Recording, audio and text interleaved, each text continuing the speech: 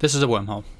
If I go through this wormhole, I'll be taken to a completely unknown system, at least unknown to me. That system will have unknown threats and challenges in the form of PvE content, but also PvP content, potentially. It will even very likely have connections to other such systems, creating a sort of chain of systems. Well, I've decided I want to live in one of those systems.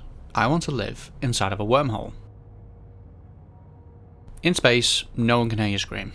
Well, in wormholes, no one can hear your ship explode, and nor does anyone actually care. Unlike other parts of Eve's universe called New Eden, wormholes are special. They don't have any NPC stations, so you can't just dock up and repair your ship, except for Thera, of course, that's a special system. They don't have any markets, so you can't replace ammo easily, or modules on your ship, for example. They have no gates for moving between wormholes, just more wormholes. And wormholes can collapse in front of you, or even worse, behind you after you've passed through them.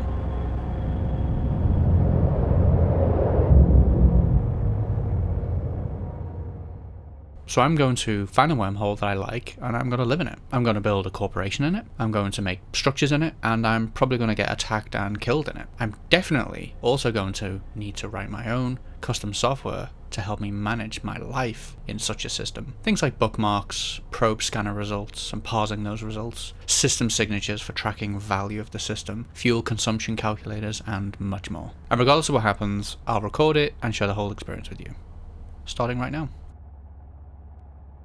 During my search for the perfect wormhole to begin my journey and take on this challenge, I nearly called the whole thing off after I discovered something really cool. I came across something called a freeport. The freeport network is a group of wormholes that have publicly accessible structures anyone can use and dock in. They're maintained by WormLife and WormLife Freeport operations, and they even have a voluntary militia that will attempt to defend the structures in the freeport network should they come under attack. However, the militia is not the police.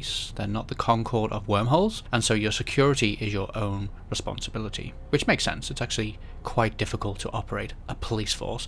It's also probably quite boring. If you act aggressively towards a freeport system, such as its residents or structures, then you'll be denied docking access and potentially attacked on site. The system I found was J154212, also known as Cervantes. There and then I thought I was going to quit my search and just stay in that C2, given it had already established a community of wormhole explorers. However, I quickly learned that it wouldn't quite work out for me. Mainly because I couldn't just walk into this system and establish an upwell structure, which makes a lot of sense, of course. After all, I could be setting it up so I can build an eviction force inside of it, allowing me to then boot out the existing residents. And given my intention and my desire, my challenge is to set up a corporation from scratch, establish structures, and then train new players, I didn't have the months and months of time it would take to convince the Freeport network I could be trusted with a structure in one of their systems. Therefore, my search for a suitable C2 continued, and I moved on through yet another wormhole.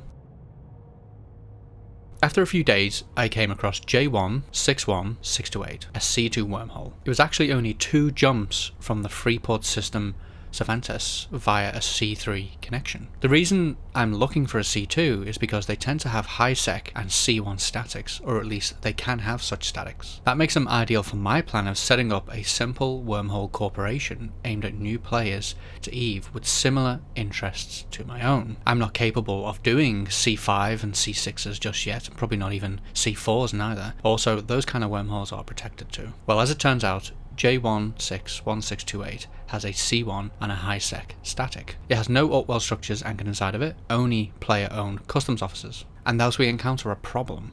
Who owns those custom officers, and do they consider the system theirs? After looking up the owners and, to be honest with you, not really discovering much, I decided, hey, they've set a tax rate, so why not settle here and put money through those customs officers? Why would they object? I'm generating revenue for them after all, right? And although I know that some corporations own wormholes, protecting them for their own profits, for example, big corporations will fight for and control C5 and C6 wormholes because you can farm them for billions of ISK per day. This C2 seems so simple and basic in comparison. At most you can maybe farm 100 million a day in this wormhole until the site starts spawning elsewhere, leaving the C2 pretty dry and dull. So after some thought, I decided, screw it. Let's settle down here and see what comes of it. I started making plans for establishing a player-owned starbase, my very first structure. I was so excited to get a POS down, and I planned on deploying a large POS, but given my overall low skills, I wasn't feeling comfortable moving over 1 billion ISK worth of POS components. So instead I went with a small POS. They're a lot lighter, and so I was able to bring the POS, fuel and stront into J161628 in one trip inside of a Badger. Yeah. At the time my alt account was that low on skill points.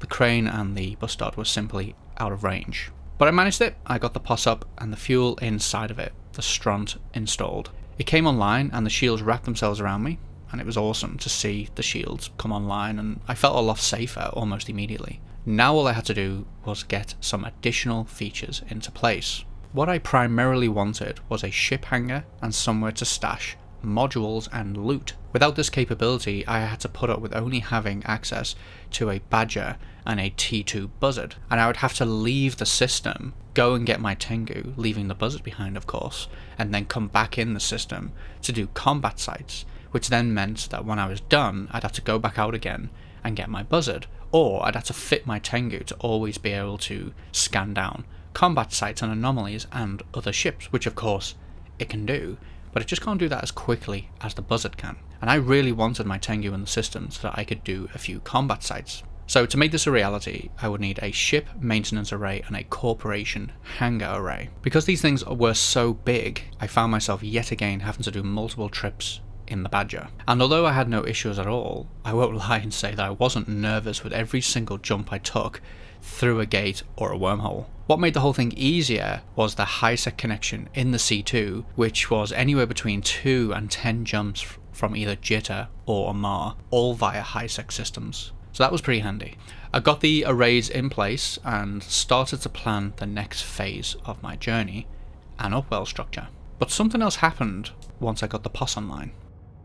I gained a sense of purpose in EVE. Before this point, I sort of felt a little bit aimless. I sort of had this challenge, I had this idea of what I wanted to do, but it still felt nebulous, if it's pun not intended of course, but it just felt sort of nebulous and vague. But once the POS came up, I really did gain a sense of purpose in EVE. I now had something to maintain because it needs fuel and it needs defending. After all, I can't defend it on my own, so now I need friends and good relations with more experienced, better players than me, or indeed entire corporations and alliances. And after all, this is an MMO. And so I not only gained a sense of purpose, but now a sense of responsibility and a need to engage with other players. And nothing made me realise this more than seeing a notification pop up saying, "Your starbase is under attack."